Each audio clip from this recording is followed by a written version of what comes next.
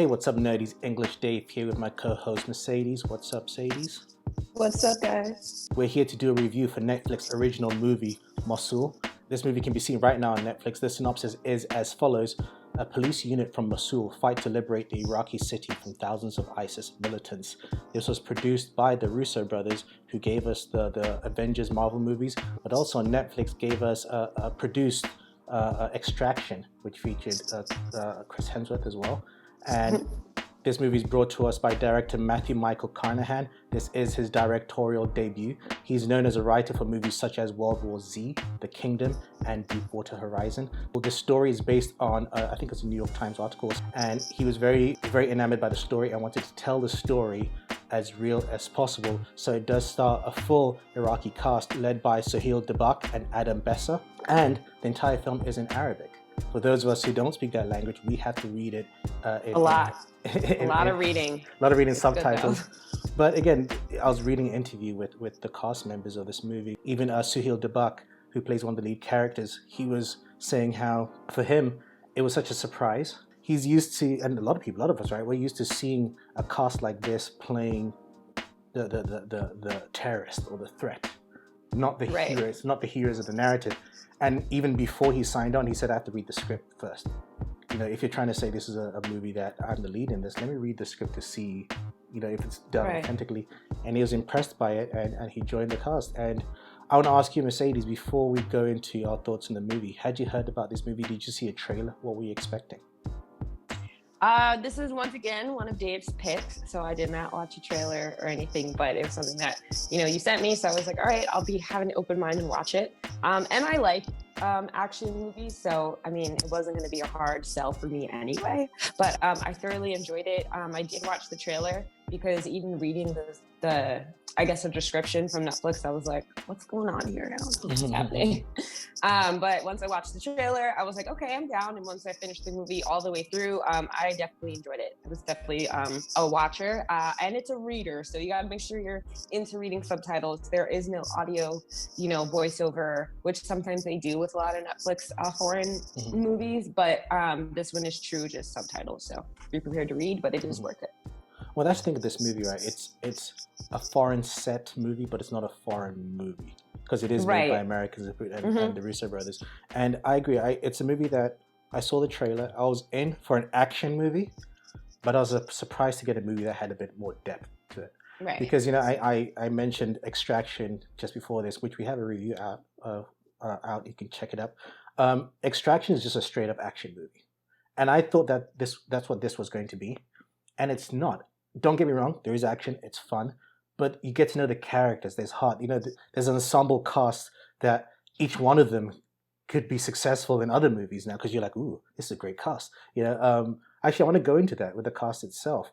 What did you think of the cast? I love the cast. I thought that this movie did the opposite of what I think it was the 7500 with Joseph Gordon-Levitt. And our main complaint with that was that we wanted another to see, review we have. So go check that one out. But we wanted to see a different side of the terrorist story. We didn't always want to see, to me personally, that story to me has been done so many times. There has to be something else with these people. That side there is a story there, and there has to be something else that we can talk about. And I feel that this film, Mosul, did that. I mean, in the first 5 minutes of the movie, there's a whole narrative dialogue, and I was like, wow, I think this is the most I've ever read in the beginning of a film, like any movie I've ever seen. But you actually really need that to understand what is going on in the world that these people live in, like to truly understand the choices that they're going to make throughout the film, and which is really important that they had that whole little narrative part in the beginning. So it really made you understand the characters and the world in which they lived in, and a true understanding of their plight, and you were down for the ride. So I liked it a lot. Which goes in hand with the plot. Like you just started touching on it. The characters and the plot go so well together that you get so pulled into them, into their world. In fact, some of the characters, you're kind of dropped into the middle of their story, of what their goal is, but you get caught up in it so quickly. And you're with them, right? Even though you don't actually know what their goal is till the very end of the film, you're still with them. You're still like, okay, I'm with these guys. And what I appreciate, and you also brought it up, we've seen movies like this, but usually movies like this and even Extraction can be a bit guilty of it to an extent. It's always the white savior narrative, right? It's like Right. these stories, you always have that white guy who comes in and is the one that helps them. Whereas The this story, American. exactly. Whereas this one, it's like these are these people who are from, this is their home. They're just trying to get their home back. They're Right. not waiting on someone from outside to try and help them and do it for them. They're just trying to get their home back. And I think that added the authenticity to it. Just the subtle moments that remind you that this is bigger than just this war. There's a bigger aspect to it. These are very these are people who are fighting for family. They're fighting for religion. They're fighting for like I said, home. It's not money. Right. It's not. But then that being said, the action is kind of cool. I think they do a good job. The action was very cool. I was like, I don't even like guns, but now I think I want to shoot an AR, like what AR-15. Yeah, that was definitely something that I liked about the film. Was like certain things that usually I'm into more like fighting, martial arts style, but this was very much like gun heavy, and I was like, yeah, blow it up, yeah. What I also liked about the film, you were just talking about, is like what they do about, what happens when you let outsiders help their situation, and how very much they did everything on their own. How they talk about, maybe reaching out to like an outside source for help, and they're like, no, we got to do this on our own to help our own people. So that's what I liked about it. It was just a different side of like that whole story that we never really got to see. And even I was watching an interview with the actors, they were saying how it was fun for them to do an American movie that their family can watch without subtitles. Where we have to watch with subtitles, where they can watch it without. And so he was like, I like that my family could do that, which is I'm good. sure it was like explaining to them like, oh no, you don't need you don't need subtitles, and they're like, oh no, we'll put this on. No, this is for you. Yeah, they're probably like, my English is good. My English, because their English is very good. It's not like exactly. English, it's like I can speak English if you want. No. It's fine. No. Also, what I liked was the whole group, the SWAT team group. As good as they weren't shown as superheroes and perfect. They would make mistakes. Some of them would get killed, and but it's not just cannon fodder. You feel every death. And that's that. I think to the point where you're like, damn, I didn't want him to die yet. Right, I wanted more. Yeah. That's the thing, and I think that just adds the gravitas to each character, where it's so many characters, but each one, and some of the deaths. I won't go into, but like it felt real. Like, damn, that could happen. Like, ooh, damn, that sucks. That sucks, because I was like, no. That's how you die. Fuck. I think every death it was like that. I think in a lot of war movies that we've seen in the past, there are this like fantastical like superhero element to it, where there is a suspension of disbelief.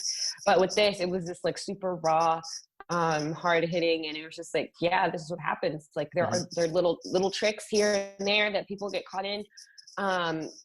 Nobody's safe. Nobody's safe. No one is safe. Children are just as, and in this world, because like they explained in the beginning part of the movie, like what these people are going through, children aren't necessarily innocent either. They are used as pawns, like on a chessboard. And it was like kind of crazy to watch all these dynamics like come into play. And that's the thing. It as much as a movie, it did remind you that this is real for many people. It's not just hyper reality where you're like, oh, it's just a movie. It is based on true events. Yeah, exactly. This is what happens to people. There's some people's lives.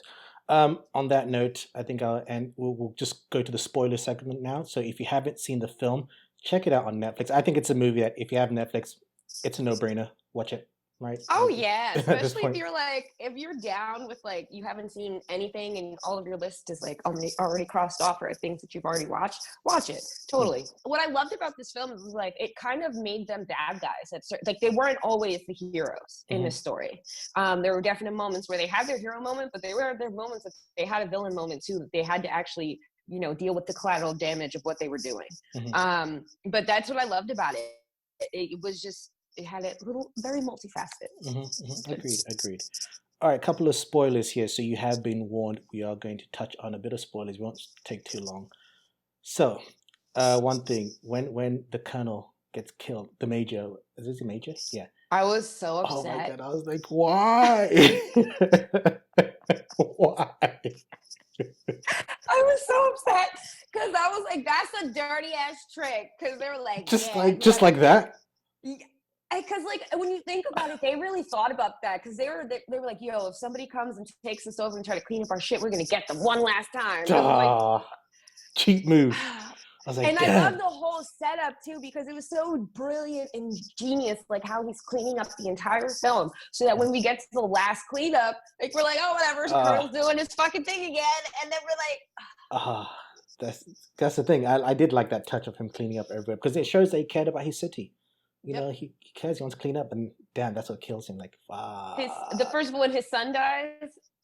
Oh, when the son, and that's what, because like you didn't know that it was his son until like. Because you know when you're like you see these army movies, like they're all brothers, they're all like exactly, they're a family. So like I wasn't sure if it was like innuendo, but then when he's like, I lost 2 of my sons, and he was like, I lost a brother, and I was like, damn guys. Especially because they were just like hanging out, having a moment of respite, relaxing and chilling, and then the shit happens. But I did like the end when you realize what they're doing it for, to get their families, and even the other guys like, okay, that's it. I got to get help the next family. It's not ended. You know, it doesn't end. It's like on to the next one. And you realize and his whole journey of like, you know, I guess he started out as a police because, you know, he obviously wants to make change, but then he gets on this team and then he's treated kind of like whatever, like nobody cares, nobody's telling him anything. So he goes through this whole like, well, now I don't care about life.